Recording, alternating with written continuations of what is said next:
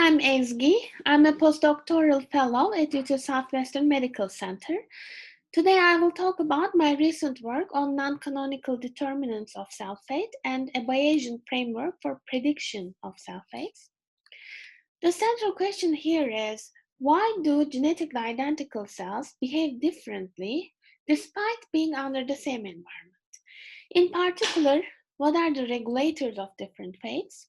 And when do cells decide on a particular fate? Or when do cells become predisposed towards a particular fate? To address these questions, I work with budding yeast cells. Here I'm growing them in a microfluidics chamber. For 2 hours, they're in rich media. Then I'm starving them for 10 hours in a no glucose medium, upon which they stop their mitotic cycles. And then I switch back to rich media for 4 hours. As you see, upon glucose replenishment, some cells resume their mitotic cycles, like the orange and green cells here, and they are called quiescent cells. However, some cells do not resume their mitotic cycles, and they are called senescent cells. To understand the differences between these two cell fates, I also followed 5 markers simultaneously. So here I'm showing you all these 5 channels, and I followed cell cycle markers, stress response markers, interorganelle communication markers, metabolic markers like lipid metabolism, or organelle homeostasis markers like this vacuolar marker here. So one thing that I observed is most of these biomarkers diverge among the cells of different fates during this starvation, during acute glucose starvation. Here I put an example. This is this marker, nucleus-vacuole junction, which is an interorganelle communication marker. Here are the average of this marker for these 2 different cell fates. As you see, before the starvation, the cells have similar amounts.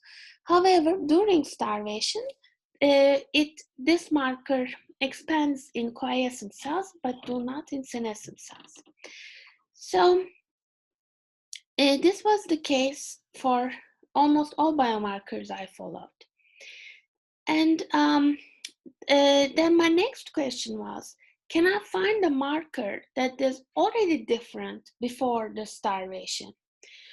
So I thought RIM15 would be a good candidate because it is a nutrient sensing kinase, and it is in low abundance in cells. And indeed, the amount of RIM15 before starvation is predictive of cell fate after starvation, which shows that stochastic variation in the nutrient sensing pathways before starvation might be responsible for this kind of differential adaptation throughout the starvation period. Next, using the Bayesian method of statistical evidence, I predicted the fates of different cells before they return to rich medium. That means before the cell fates manifest themselves. To illustrate the method, here I put an example. This is the NVJ nucleus-vacuole junction protein that we have discussed in the previous slide. So this is time through starvation, and these are the population distributions for quiescent cells, brown, and the senescent cells, blue. As you see, these distributions are very similar or overlapping at the beginning, but they diverge as the starvation progresses. So for a given cell, you can look at its data and you can ask, is it more likely to belong to the brown distribution or the blue distribution? And based on that, you can make a prediction.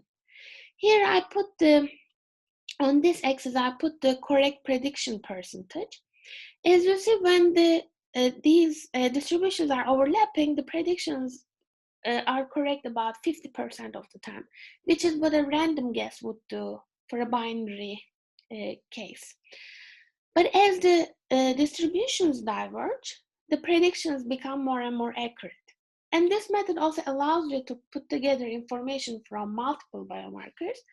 And here you can see that this is time during acute glucose starvation and correctly predicted cell percentage. And you can see that before return to rich medium, I was able to predict correctly over 88% of the sulfates. Sulfates. So this method also allows us to calculate the probability of quiescence for a given cell. So here I put two example cells, example quiescent and example senescent cell. As you see, the probability of quiescence fluctuates around 0.5 for a while, but then settles on the quiescent fate for this quiescent cell and settles on the senescence. So the probability of quiescence goes 0 for the senescent cell. So we coined this term decision point, DP, decision point. And this is defined as the point after which all the predictions are correct, or the point after which the cell's fate predictions settle on one of the fates. And you can see this trend also in the average cell fate probabilities for quiescent and senescent cells. So it's about 0.5. But as starvation progresses, for quiescent cells, that probability goes towards 1, and for senescent cells, that probability goes towards 0. So when I did this decision point calculation for each cell, I found that within 3 to 4 hours after initiation of the acute glucose removal, the cells decide on their fate. So let me recap very quickly. When you follow cells at the single cell level, you will see that they respond differentially to acute glucose removal. In particular, some cells resume cycling upon glucose replenishment, which we call quiescent, and some do not, which we call senescent. Interorganelle communication, organelle homeostasis markers, lipid metabolism markers, stress response markers, etc. differ among the subpopulations during acute glucose starvation. And I call them non-canonical because they are not sulfate-specific markers. They are rather related to the general homeostasis and metabolism of the cell. Strikingly, pre-starvation amount of Rim15 is predictive of cell fate. And using the Bayesian method of statistical evidence, we accurately predict the cell fates before glucose replenishment, meaning before cell fates manifest themselves. And again, using the same method, we coined the term decision point and showed that cells decide on a fate within 3 to 4 hours after the initiation of the starvation. So thank you very much for watching my talk. Please check out the paper that it will be out by the time you are watching this recording. And I would be very happy to discuss if you have further questions. Thank you.